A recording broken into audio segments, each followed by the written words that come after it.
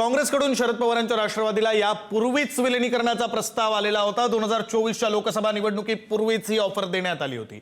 शरद पवारांना काँग्रेसच्या राष्ट्रीय अध्यक्षपदाची ऑफर देण्यात आलेली होती, मात्र पवारांनी अध्यक्षपदाची ऑफर त्यावेळी नाकारल्याची माहिती आहे। गांधी घराण्यातील एका व्यक्तीने पवारांशी संपर्क साधल्याची माहिती।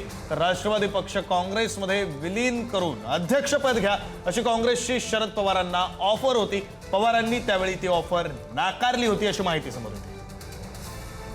राष्ट्रवादीचं पवार साहेबांचा प्रस्ताव ऑलरेडी त्यांनी पहिलेही दिलेला होता आणि काही कारणास्तव तो उशीर झालेला होता। प्रक्रिया सुरू झालेली आहे।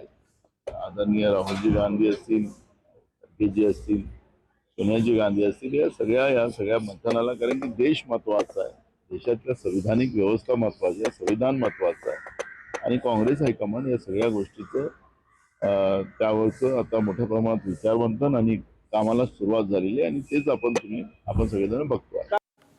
या संदर्भात बोलण्यासाठी आपले प्रतिनिधी संदीप राजगोळकर आपल्यासोबत जोडले गेलेले आहेत। संदीप, अतिशय महत्त्वाची राष्ट्रीय पातळीवरची बातमी आहे आणि अतिशय महत्त्वाची, अतिशय मोठी ऑफर पवारांना त्यावेळी दिली गेली होती असं म्हणावं लागेल, थेट राष्ट्रीय अध्यक्षपद। शरद पवारांचा राजकीय इतिहास पाहिला तर ते काँग्रेस सोबतच होते, मात्र 1999 साली त्यांनी वेगळी चूल मांडत राष्ट्रवादी काँग्रेसची स्थापना केलेली होती। पण आपल्याला माहित आहे 19 साली महाविकास आघाडी सरकार आलेलं होतं आणि त्यानंतर पक्षामध्ये फूट पडली होती। अजित पवार हे पक्षापासून वेगळे झालेले होते आणि पक्षाचं चिन्ह आणि नाव निवडणूक आयोगानं आणि सुप्रीम कोर्टानं अजित पवार यांना दिलं होतं। त्यानंतर राजधानी दिल्लीमधली ही घडामोड म्हणावी लागेल की शरद पवार यांना थेट काँग्रेसनं ऑफर दिलेली होती। त्यावेळेला गांधी घराण्यातल्या एका व्यक्तीनं थेट शरद पवार यांच्याशी संपर्क साधलेला होता आणि राष्ट्रीय अध्यक्षपदाची ऑफर दिलेली होती। राष्ट्रवादी पक्ष जो काही उरलेला आहे तो काँग्रेसमध्ये विलीन करा आणि काँग्रेसमध्ये विलीन झाल्यानंतर त्या आधारे लोकसभा निवडणूक 2024ची आणि 2024ची विधानसभा निवडणूक लढवण्याची जी ऑफर आहे ती ऑफर काँग्रेसनं दिली होती। आता ज्या बातम्या येत आहेत त्यानुसार राष्ट्रवादी काँग्रेसनं काँग्रेसला ऑफर दिलेली आहे, मात्र आपण जी बातमी दाखवतोय ती 2024च्या निवडणुकीपूर्वीचीच आहे आणि नाना पटोले यांनी देखील याला दुजोरा दिला आहे। पण महत्वाचं हेच आहे की राष्ट्रीय अध्यक्षपद देण्याची ऑफर दिलेली होती, कारण सोनिया गांधी असतील किंवा इतर काँग्रेसमधले हायकमांड असतील यांनी शरद पवार यांच्यासोबत काम केलं होतं। त्यामुळं शरद पवार यांची राजकीय कारकीर्द किंवा राजकीय अनुभव पाहता त्यांना ही ऑफर देण्यात आलेली होती। पण शरद पवार यांनी ही ऑफर पूर्णपणे त्यावेळेला नाकारलेली होती, कारण वेगळं अस्तित्व त्यांना खरं तर निर्माण करायचं होतं आणि आपल्याला माहित आहे त्यानुसार त्यांनी लोकसभा निवडणूक लढवली इंडिया आघाडीच्या माध्यमातून आणि विधानसभा निवडणूक देखील लढवली आणि त्यांना यश अपयशाला सामोरं जावं लागलेलं होतं। आता महत्वाचं हे आहे की शरद पवारांनी त्यावेळेला विक्रांत ऑफर नाकारलेली होती, मग आता राष्ट्रवादी काँग्रेसकडनं काँग्रेसला हा पर्याय का देण्यात आलेला आहे? कारण बऱ्याच चर्चा आहेत की सुप्रिया सुळे म्हणजे शरद पवार बाजूला राहतील आणि राष्ट्रवादी काँग्रेस एनडीए मध्ये सहभागी होईल आणि सुप्रिया सुळे केंद्रामध्ये मंत्री बनतील, अशी सगळी चर्चा सुरू असतानाच आता अचानकपणे काँग्रेसला ही ऑफर देण्यात आल्याची बातमी आली आहे। दुसरीकडे विलिनीकरणाचा दोन्ही राष्ट्रवादी काँग्रेसच्या विलिनीकरणाचा जो मुद्दा होता तो आता पूर्णपणे मागे पडलेला आहे। त्यामुळे आता शरद पवारांनी जो प्रस्ताव दिलेला आहे काँग्रेसला तो हायकमांड मान्य करतं का हे बघणं महत्वाचं आहे। सगळी जरी राष्ट्रीय अध्यक्ष सध्या मल्लिकार्जुन खरगे असले तरी अंतिम निर्णय जो आहे तो सोनिया गांधी, राहुल गांधी, प्रियांका गांधी हेच घेत असतात आणि जरी आत्ताच्या घडीला जर राष्ट्रवादी काँग्रेसमध्ये विलीन करायची झाली तर राज्यातली सद्यस्थिती जी आहे ती नक्कीच बदलू शकते। अनेक ठिकाणी काँग्रेसचे उमेदवार 29ची तयारी करतायत, राष्ट्रवादीचे उमेदवार 29ची तयारी करतायत। हे सगळं जमून आणावं लागणार आहे, मग काँग्रेसच्या नेत्यांना असेल किंवा राष्ट्रवादीच्या नेत्यांना असेल। पण एकंदरीतच शरद पवारांनी 2024च्या निवडणुकीआधी जी ऑफर आलेली होती ती पूर्णपणे नाकारलेली होती। जर तेव्हा त्यांनी ती ऑफर घेतली असती तर मल्लिकार्जुन खरगे यांच्या जागेला शरद पवार यांची वर्णी नक्कीच लागली असती विक्रांत। त्यामुळे आता बघावं लागेल की जो काँग्रेसला त्यांनी जी काही प्रस्ताव जो दिलेला आहे विलिनीकरणाचा तो काँग्रेस मान्य करतं का हे बघणं महत्वाचं असेल विक्रांत। बरं संदीप, आपण 2024ची बातमी दाखवताना असं म्हणतो की काँग्रेसनं राष्ट्रीय अध्यक्षपदाची ऑफर दिली होती। आता राष्ट्रवादीनं ज्यावेळी ही ऑफर दिलेली आहे किंबहुना तशी मागणी केलेली आहे त्यावेळी नेमकं राष्ट्रवादी काय मागते, शरद पवारांनी नेमकं काँग्रेसकडे काय मागितलेलं आहे, कोणतं पद मागितलेलं आहे, या संदर्भातली काही माहिती? नाही, आता जर पाहायला गेलं तर लोकसभा निवडणुकीमध्ये 24च्या इंडिया आघाडीच्या माध्यमातून काँग्रेस असेल, राष्ट्रवादी काँग्रेस असेल आणि शिवसेना युबीटी असेल, विक्रांत, या तिन्ही पक्षांना मोठं यश मिळालेलं होतं. मात्र विधानसभेला बाजू पूर्णपणे पलटलेली होती. महायुतीला मोठं घवघवीत यश मिळालेलं होतं आणि महाविकास आघाडीला काही अपयशाला मोठ्या सामोरं जावं लागलेलं होतं. आणि आत्ताची जर परिस्थिती पाहिली तर स्थानिक स्वराज्य संस्थांच्या निवडणुकीमध्ये शरद पवारांच्या राष्ट्रवादी काँग्रेसला मोठा फटका बसलेला आहे. त्यामुळेच हा प्रस्ताव आता सध्या काँग्रेसला देण्यात आलेला आणि सध्या जी माहिती मिळते त्यानुसार काँग्रेसकडे कुठलीही मागणी जी आहे ती करण्यात आलेली नाही. पण महत्वाचं येत आहे की शरद पवार यांच्यानंतरचे 2 आणि 3 नंबर फळीतले जे नेते आहेत किंवा जे कार्यकर्ते आहेत, पदाधिकारी आहेत, ती ही गोष्ट मान्य करणार का? कारण नुकताच जो वर्धापन दिन पार पडला त्यावेळेला अनेक खासदारांनी, आमदारांनी आणि नेत्यांनी भाषणामध्ये असं सांगितलं की एकला चलोरीची सध्या भूमिका हवी आहे आणि स्ट्रॉंगपणे समाजात किंवा राजकीय वर्तुळामध्ये आपण वावरलं पाहिजे. कुणाशीही चर्चा सध्या करायला नको, चर्चेची गरज नाही, कुठल्याही जे टेकूची गरज नाही, असं देखील अनेक खासदारांनी आणि आमदारांनी थेट व्यासपीठावरनं शरद पवार यांच्या उपस्थितीमध्ये सांगितलेलं होतं. त्यामुळे आता कुठली मागणी केली नाही. पण सध्याची राजकीय राष्ट्रवादी काँग्रेसच्या पक्षाची जर सद्यस्थिती पाहिली तर त्यांना विलिनीकरण हाच सध्या पर्याय असणार आहे. कारण बरेचसे आमदार राष्ट्रवादी अजित पवार यांच्या पक्षात गेलेले आहेत, बरेच नेते गेलेले आहेत, अनेक नेत्यांनी शरद पवारांची साथ सोडलेली आहे. जे निष्ठावंत कार्यकर्ते, पदाधिकारी, नेते आहेत ते मात्र अजूनही त्यांच्या सोबत आहेत. त्यामुळे आता सध्या काँग्रेसकडे कुठलाही प्रस्ताव देण्यात आलेला नाही पदासाठीचा, मात्र विलिनीकरणाचा प्रस्ताव देण्यात आला. आणि हा जर प्रस्ताव काँग्रेसनं मान्य केला विक्रांत, तर विधानसभा आणि लोकसभा 2029ची त्याची नक्कीच राजकीय जी समीकरणं आहेत ती मोठ्या प्रमाणामध्ये बदलू शकतात. इव्हन देश पातळीवर देखील बदलू शकतात. आपण जी माहिती म्हणजे अनेक राजकीय गोष्टी बदलू शकतात, देश पातळीवर, राष्ट्रीय पातळीवर हे बदल घडू शकतात. या संदर्भात आपल्याला बोलायचंय. तुम्ही जोडलेले राहा. आपल्यासोबत विद्या चव्हाण जोडल्या गेलेल्या आहेत. विद्याताई शरद पवारांच्या राष्ट्रवादीच्या प्रवक्त्या आहेत. विद्याताई, पुढारी न्यूज मध्ये स्वागत आहे तुमचं. एक बातमी अशी समोर येते, 2024च्या लोकसभेच्या आधी शरद पवारांना काँग्रेसच्या राष्ट्रीय अध्यक्षपदाची ऑफर देण्यात आली होती पक्ष विलीन करण्यासाठी. आपल्याला या संदर्भातली काही कल्पना आहे का? मी आता पहिल्यांदाच तुमच्याकडनं ऐकते की अशी ऑफर काही पवार साहेबांना देण्यात आली होती. याविषयी मला तरी काही कल्पना नाहीये. परंतु आता ही सगळी चर्चा नाना पटोले यांच्या विधानांवरनं झालेली असं मला आपल्या प्रतिनिधींनी सांगितलं. निश्चित काय माहिती नाहीये, परंतु अशा प्रकारच्या बातम्या येत असतात आणि येत राहतील आणि ह्याचा खुलासा मला वाटतं शरद पवार साहेब करू शकतील. त्याच्याविषयी आम्ही बोलणं बरोबर नाही वाटत ना. बरं विद्याताई, यासोबत आणखी एक जी माहिती, आणखी एक जी बातमी समोर येते ती अशी आहे की आत्ता म्हणजे राष्ट्रीय अध्यक्षपदाची काँग्रेसकडून ऑफर आलेली 2024च्या लोकसभा निवडणुकीच्या आधी होती आणि आत्ता तुमच्या पक्षाकडून, शरद पवारांच्या राष्ट्रवादी काँग्रेस पक्षाकडून काँग्रेसला ऑफर दिली गेलेली आहे विलिनीकरणाची, अशी नवी माहिती समोर येते. त्या संदर्भातली आपल्याला काय माहिती? विलिनीकरणाच्या बातम्या या गेल्या अजितदादाच्या मृत्यूनंतर सुरू झालेल्या आहेत. मला असं वाटतं त्याच्यात फार काहीच तथ्य नाहीये आणि जर विलिनीकरण होणार असेल तर त्याची माहिती पक्षाला आतापर्यंत तरी नाहीये. कारण आमच्या पक्षामध्ये शरद पवार स्वतः एकत्र सगळ्या नेत्यांना बसवून काही निर्णय घेत असतात, परंतु आतापर्यंत अशा काही निर्णय त्यांनी घेतलेला नाहीये.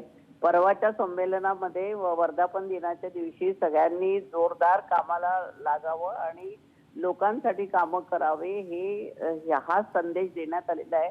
त्यामुळे विलिनीकरणाची काही चर्चा असेल तर माझ्या तरी ऐकिवात नाहीये आणि एकत्र बसून काय निर्णय घ्यायचा तो पवार साहेब आणि आमचे अध्यक्ष आणि इतर नेते मंडळी घेतील तेव्हा आपल्या प्रेसला निश्चितच कळवण्यात येईल. बरं विद्याताई, आत्ताची परिस्थिती म्हणजे एकंदरीत फक्त आपल्या पक्षाची नाही, सर्वच राजकीय परिस्थिती पाहता विलिनीकरण झालं पाहिजे. काँग्रेस आणि राष्ट्रवादीचं, दुसरीकडे काँग्रेस आणि तृणमूलचं विलिनीकरण होईल अशी चर्चा सुरू आहे.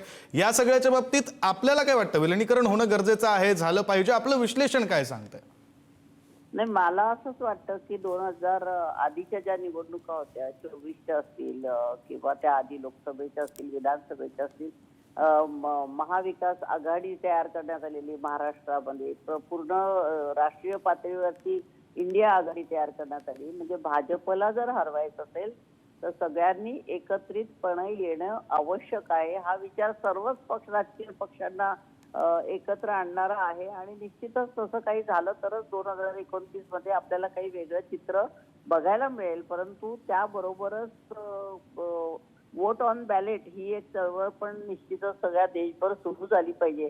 परवा राज ठाकरे ज्यात म्हणाले की अशा प्रकारे बॅलेटवरती निवडणुका झाल्या पाहिजे आणि ह्याच्यामध्ये निवडणूक आयोग झाला, सत्ताधारी पक्ष झाला, पैसा वाटप प्रचंड प्रमाणात होतोय तो झाला, निवडणूक आयोग ज्या निवडणूक याद्यांमध्ये राहुल गांधींनी जो संबंध घोटाळा बाहेर काढलेला आहे सगळं झालं.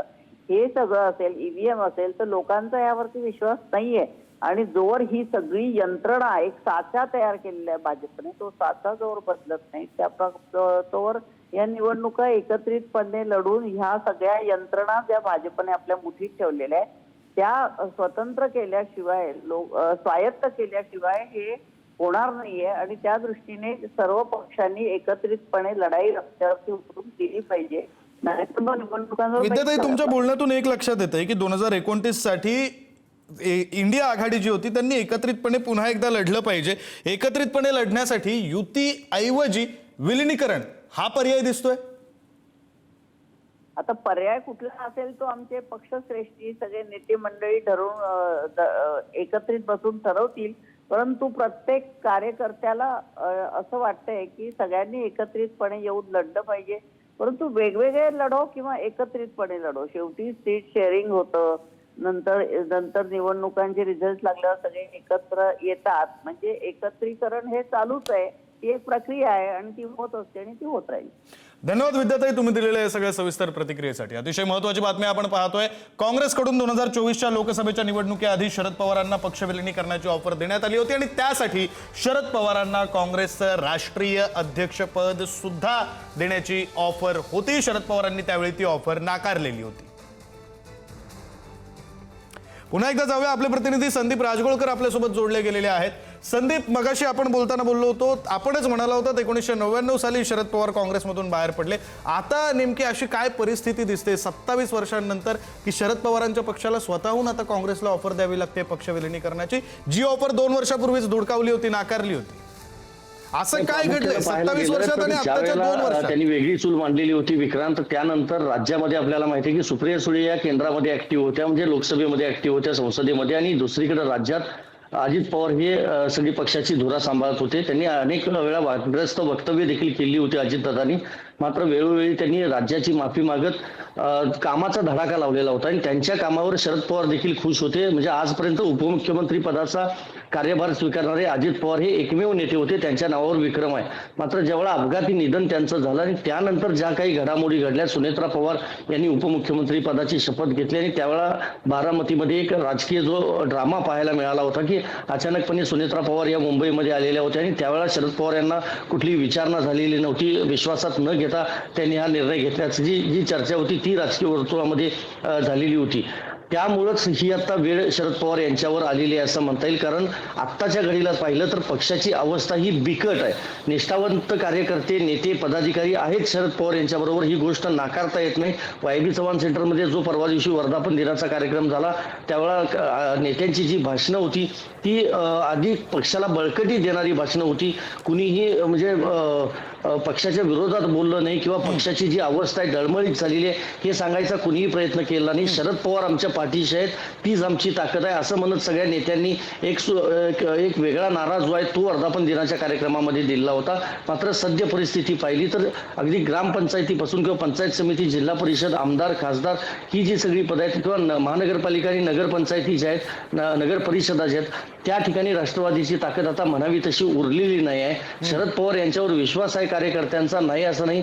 80 वर्षे उलटून देखील शरद पवार अजूनही राजकारणात सक्रिय आहेत.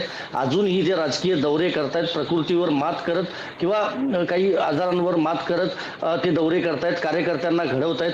हे सगळं जरी मान्य असले तरी सध्या राजकीय परिस्थिती पाहिली तर एखाद्या मोठ्या पक्षामध्ये सामील होणं हाच खरं तर पर्याय शरद पवार यांच्या समोर असू शकतो आणि त्यामुळेच त्यांनी कदाचित काँग्रेसला हा आत्ता प्रस्ताव दिलेला असू शकतो. कारण 29 साली अजितदादांची किंवा उपमुख्यमंत्री सुनेत्रा पवार यांची राष्ट्रवादी काँग्रेस ही कदाचित महायुतीमधून लढू शकते किंवा त्यावेळेला परिस्थिती वेगळी असू शकेल. कारण भाजपनं जर एकला चलो रेचा नारा घेतला आणि जर शिंदे आणि सुनेत्रा वहिनी जर एकत्र आल्या तर मात्र तिसरी आघाडी कदाचित निर्माण होऊ शकते आणि तिरंगी लढत जी आहे ती महाराष्ट्रामध्ये बघायला मिळू शकते आणि त्यानुसारच काँग्रेसशिवाय सध्या पर्याय नाही आहे. दुसरं महत्त्वाचं 29 सालामध्ये म्हणजे आता पंतप्रधान मोदींची कारकीर्द ही 12 वर्षांची झाली आहे. अजून 3 वर्ष बाकी आहेत. 29ला 3 टर्म झालेले आहेत भाजपच्या. त्यामुळे 29 साली कदाचित वारं फिरेल अशी एक शक्यता संपूर्ण देशामध्ये वर्तवली जाते. 24लाही तशी शक्यता होती, मात्र तसं झालं नाही. भरघोस मतांनी भाजपला यश मिळालं आणि त्यानंतर नरेंद्र मोदी पुन्हा एकदा पंतप्रधान झालेले आपल्याला पाहायला मिळाले. देशानं संपूर्ण ते पाहिलं आणि त्यामुळेच 29 साली कदाचित काँग्रेस सोबत गेल्यानंतर पक्षाला बळकटी मिळू शकते, पक्षातल्या नेत्यांना पदाधिकाऱ्यांना बळकटी मिळू शकते, त्यांचं राजकीय पुनर्वसन होऊ शकतं. हे याचा विचार करूनच कदाचित शरद पवार यांनी किंवा त्यांच्या पक्षाने अगदी खरं संदीप, तुम्ही म्हणताय त्याप्रमाणे तुम्ही सांगितलेली सगळीच कारणं या ठिकाणी लागू होत आहेत. बरेच परिणाम यामुळे होऊ शकतात. तुम्ही म्हटल्याप्रमाणे राज्य पातळीवर नव्हे तर राष्ट्रीय पातळीवर परिणाम होऊ शकतात जर असं झालं तर. धन्यवाद तुम्ही दिलेल्या या सगळ्या माहितीसाठी, केलेल्या विश्लेषणासाठी.